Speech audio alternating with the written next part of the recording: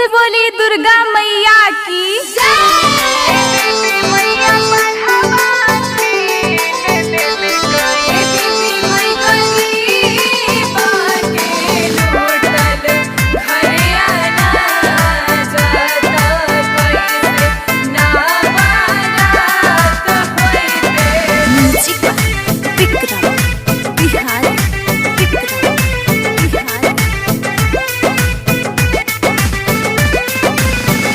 गैया बछरुआ है देवी मैया सब कुछ गायले है।